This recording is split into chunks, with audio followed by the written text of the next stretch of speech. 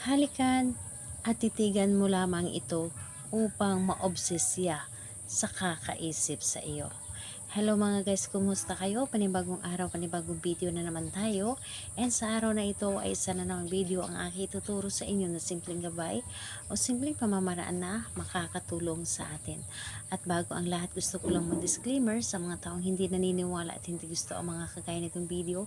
Please skip this video at maghanap kayo ng videos na gustong gusto nyo dahil ang video na ito ay para lamang ito sa mga taong naniniwala and gusto mag-try. Sa lahat po ng mga nagko-comment po dito sa aking video dito sa loob ng aking channel, mag-iingat sa lahat ng mga nagre-reply sa inyo na dinadala kayo sa kanilang WhatsApp in imo app upang makaiwas po tayo sa scam. Ngayon po ituturo ko sa inyo paano siya ma-obsess sa kakaisip sa iyo. So dito po ay pwede itong gawin sa parehas ang kasarian, babae at babae, and lalaki at lalaki. And syempre sa ating babae at lalaki na mag-partner. And pwede mo itong gawin kahit na kayo ay magkalapit at magka-LDR sa isa't isa.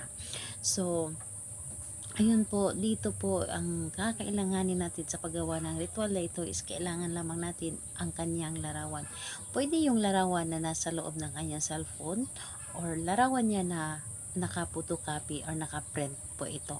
Pwede po as long na mukha niya po ito. Kahit yung sa ID size lamang pwede na po. So, ayun po. Kailangan bago mo itong gawin, dapat alam mo sa iyong sarili na gustong-gusto mo itong gawin at hindi ka nagdududa. Buo dapat ay yung paniwala sa paggawa, and ayun po, dapat po ay totoo ang inyong nararamdaman para sa kanya. And ayun, kapag ready ka na, pwede mo na itong umpisahan. So, ang gagawin mo lamang ito, titigan mo lamang ang larawan niya, at pagkatapos nun, yung titig na alam mo sa iyong sarili na mahal mo siya. And pagkatapos nun, kapag natitigan mo na siya, halikan mo lamang ito. Halikan at isipin mo lamang siya. Halikan at sabihin mo na ma-o-obsess ka sa sobrang pag-iisip sa akin. 3 beses po yun. Halik, tapos pangalan niya, apelyido, ma-o-obsess ka sa sobrang pag-iisip sa akin. Again po, halik, tapos pangalan niya, at ma-o-obsess ka sa sobrang pag-iisip sa akin. So, yun lamang ang inyong gagawin. Napakadali lamang, napakasimple. Ngunit, napaka-effective nito kapag ito ay inyong ginawa. So, ayun po talaga namang yung taong yun na ginawa ninyo ay para bang hindi siya mapakali, lagi kanyang iniisip, yung tipong gusto niya na makausap ka palagi, yung tipong gusto niya na makasama kanya palagi. Ito po ang epekto nito kapag ito ay inyong ginawa. Yung talagang hindi siya makatulog kung hindi kanya nakakausap.